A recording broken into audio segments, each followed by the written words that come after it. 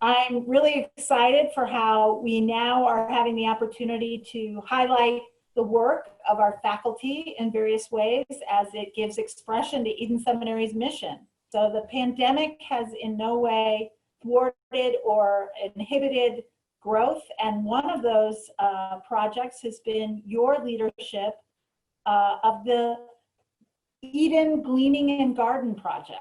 And I am excited to have the chance to talk to you about that and talk to you about how you see that connected to your work on the faculty, your role as a teacher, but also your role as sort of a public theologian who's making all kinds of connections and embodying that in a way for our students and for the church and all our different communities.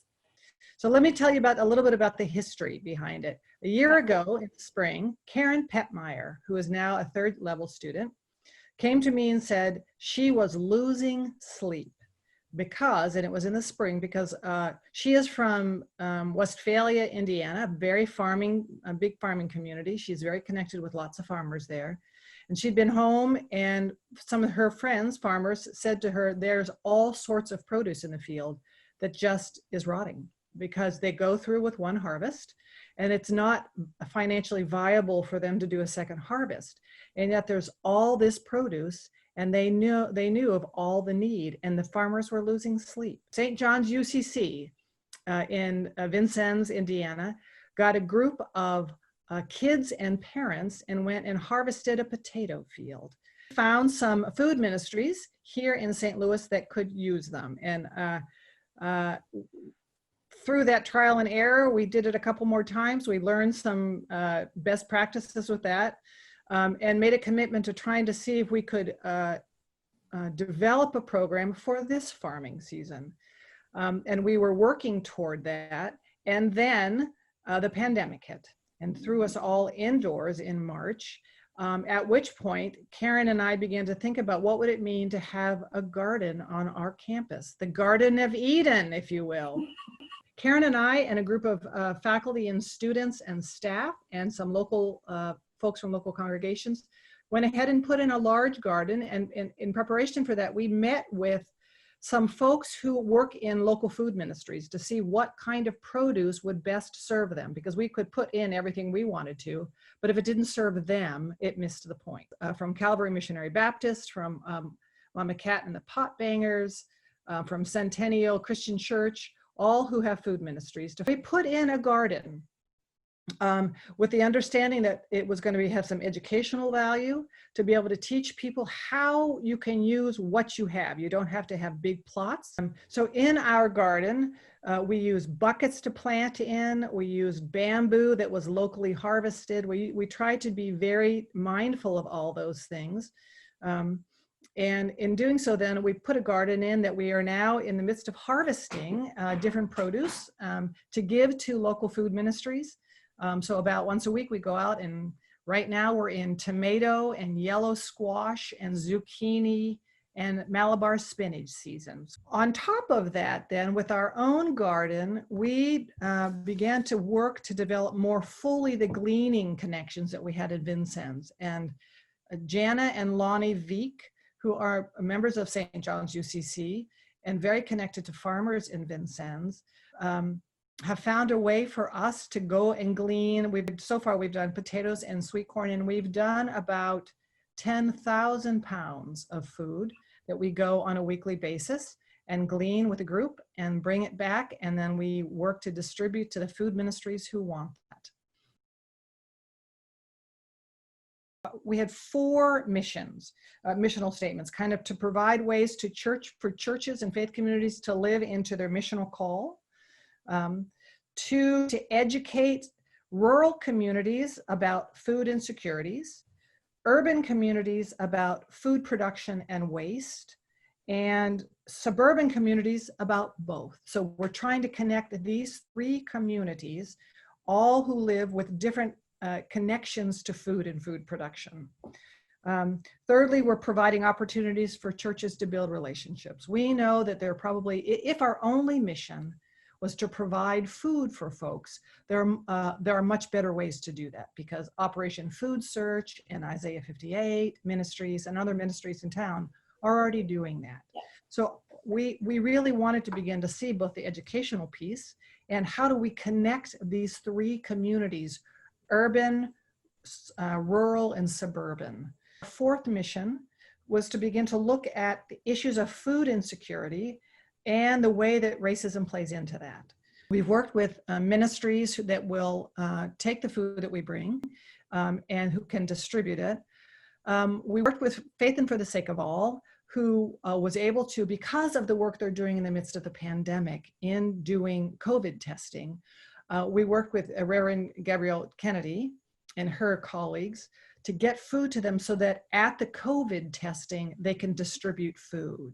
So we're trying to partner up with those kinds of relationships that bring communities together, not just food. It's not just about feeding people. It's about creating community and connecting communities.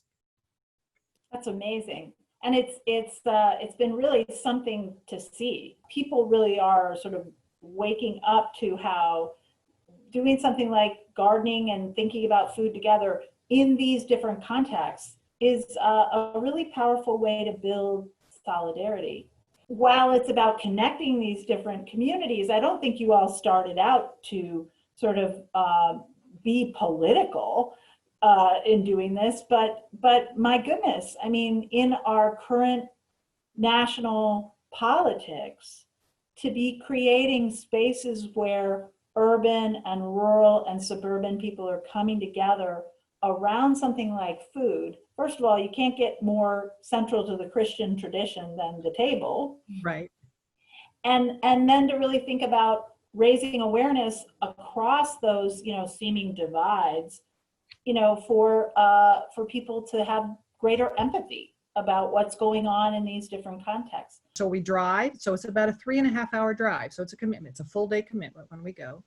And we have international students going with us and domestic students, folks who have never been on a farm. So when we go and we harvest, we learn about food production and food waste. We get to see the migrant workers out in the fields. So we get to hear the stories of the American policies around that. We have to drive as far as we do to Indiana because all the fields, all the corn and soybean fields between here and Indiana are all for meat production. We've learned about that when farmers harvest, particularly using migrant workers, when they go through the first harvest, then it's not financially viable for them to go back and harvest anymore. So all this food goes unused and it just gets tilled under. The things we have to say to the gleaners is we have someone who drives a tractor down the middle of a kind of a lane, and we're on all sides of it with buckets chucking corn into the tractor. We have to tell them, keep up with the tractor because you want to get all the gleaned corn, except for there's thousands of pounds of it ahead of you. So just keep going. And I think one of the things that we've been shocked is just how much there is that's going unused. And when we know how much food disparity there is, here in St. Louis and other places, it's pretty humbling to see all that produce that can be used that can't be used because financially the farmers can't afford to pick it. We've learned that gleaning is a biblical concept, from the book of Deuteronomy, from the hospitality codes. I'm going to read it to you. This is Deuteronomy 24. When you reap your harvest in the field and forget a sheaf in the field, you shall not go back and get it. It shall be left for the alien, the orphan, and the widow, so that the Lord your God may bless you in all your undertakings. Remember that you were a slave in the land of Egypt. Therefore, I'm commanding you to do this. It's that sense of things being left biblically. They were left for folks.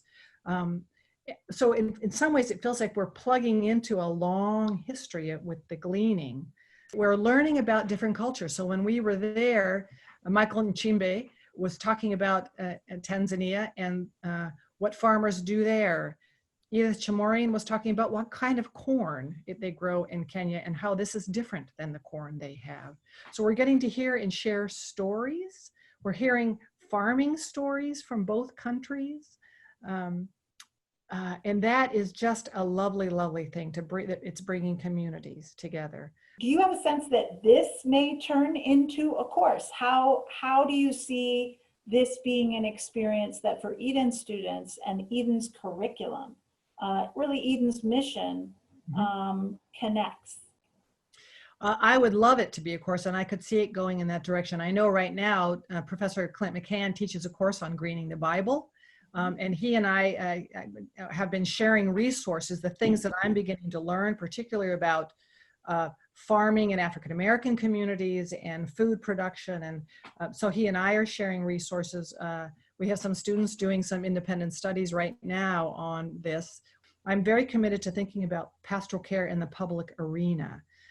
And because it moves us beyond just a psychological notion of what care and wholeness means. So to embody that. So I could see in the near future doing one on gleaning and working with my colleagues in a variety of ways who are all committed to connecting communities.